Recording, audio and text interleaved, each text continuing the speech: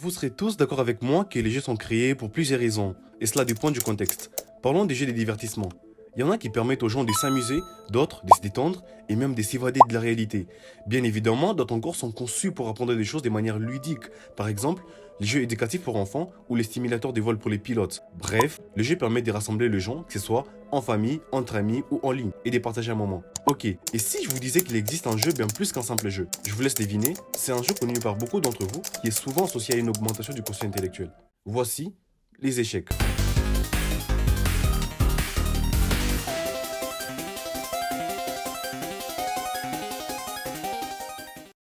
Les jeux d'échecs, un simple passe-temps pour certains, une vraie arme d'intelligence pour ceux qui savent. Pour ceux qui ne savent pas grand-chose des échecs, on va rapidement faire une description de ces derniers. Les échecs, c'est un jeu de stratégie à deux joueurs qui se joue sur un échiquier des 64 cases, 8 lignes et 8 colonnes, alternativement noir et blanc, comme vous les remarquez sur l'image. Chaque joueur commence avec 16 pièces, et parmi les 16 pièces, nous y trouvons un roi, une dame, ou qu'on appelle autrement reine, deux tours, deux fous, deux cavaliers et enfin 8 pions. Pour ceux qui n'ont jamais eu la possibilité de jouer aux échecs, vous pourrez vous demander quel est le but de ces jeux. Mettre le roi adverse en échec et mat, c'est-à-dire l'attaquer d'une manière qui ne peut plus échapper. Pour les débutants et les pros des échecs, vous serez d'avis avec moi que ces jeux n'ont rien de hasard, comme les cartes ou les dés. Aux échecs, tout dépend de ton intelligence, de ta réflexion et de ta capacité à anticiper. Chaque pièce a ses propres règles de déplacement. Donc, tu dois constamment analyser, prévoir, piéger et te défendre. Tout ça en même temps. Je vous parlais d'un fait intéressant sur les échecs, disons quelques faits intéressants. Il existe des millions de combinaisons possibles dès les 5 premiers coups. Les jeux est si riche que même le meilleur ordinateur ne peut pas tout calculer. Puis les échecs sont utilisés dans l'éducation pour développer l'esprit critique et la patience. C'est un des jeux les plus anciens du monde encore pratiqué aujourd'hui. En parlant de son ancienneté, venez avec moi, on va faire un voyage dans le temps jusqu'à son origine, au 6e siècle.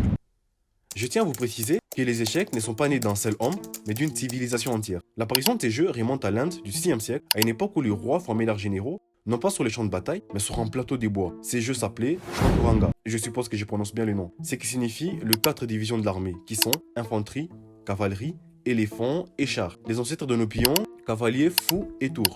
De là, les jeux traversent les frontières. Il devient centrage en Perse, il s'enrichit dans le monde arabe, puis il arrive en Europe où il subit une transformation majeure. Au fil des siècles, chaque culture il a sa trace.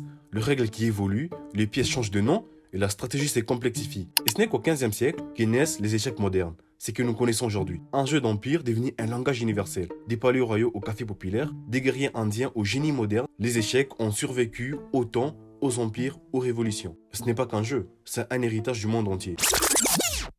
Au départ, les échecs n'avaient rien de spectaculaire. Les jeux étaient lents, méthodiques, presque rigides. Bref, rien de très explosif. Cependant, au 15e siècle, l'Europe décide de bousculer les règles. Et c'est à ce moment-là que tout change. La reine devient soudain la pièce la plus puissante de l'échiquier, rapide, libre, redoutable. Les fous gagnent sa diagonale. Les pions peuvent désormais avancer des 2 cases au premier coup. Les règles ont énormément changé. Ok, mais pour quelle finalité? On a tout simplement donné du rythme, du danger, de la vie. Grâce à ces changements, les échecs sont passés d'un jeu lent et contemplatif à un duel d'intelligence et de créativité. On va maintenant répondre à la question ultime de cette vidéo. Comment les échecs rendent plus intelligents? Les échecs stimulent plusieurs zones de notre cerveau liées à la mémoire et à la concentration, la planification et la résolution des problèmes. Des recherches ont montré que jouer aux échecs régulièrement peut améliorer les quotients intellectuels, en particulier chez les enfants. Une étude a même été menée qui a révélé une hausse significative d'IQ chez les enfants après seulement 4 mois d'apprentissage des échecs. Ces jeux, c'est bien plus que des pions sur un plateau. Tout comme tu as besoin d'aller à la salle pour muscler ton corps, ces jeux c'est une salle de sport pour ton cerveau. Chaque partie t'oblige à penser vite mais bien, à prévoir plusieurs coups à l'avance, tout en gardant un nez sur les présents. En plus de ça, tu développes ta concentration parce qu'une seule seconde d'inattention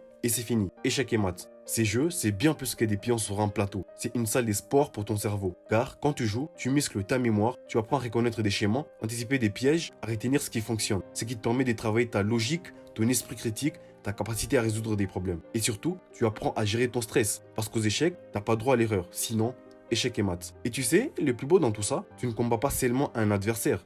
Tu combats toi-même, ton impatience, ta précipitation, ton envie d'abandonner. Chez les seniors, les échecs sont bénéfiques pour préserver la mémoire et ralentir les déclins cognitifs. Certains chercheurs suggèrent que le jeu des stratégies comme les échecs pourrait réduire les risques des maladies neurogénératives comme Alzheimer. La maladie d'Alzheimer est une maladie du cerveau qui détruit progressivement la mémoire, la capacité de penser clairement et les fonctions de la vie quotidienne. Stop, je sais ce que vous vous dites, que vous n'avez pas cliqué sur cette vidéo pour ça. Bref. Tu sais, on devant souvent des raccourcis pour devenir plus intelligent. Mais les vrais esprits brillants ne cherchent pas la facilité. Ils s'exercent, ils tombent, ils recommencent. Et ces jeux, C'est exactement ça. Un champ de bataille silencieux où chaque coup façonne ton mental. Alors non, tu ne deviendras pas génie en un jour, mais si tu veux que ton cerveau devienne une arme, tu sais où t'asseoir.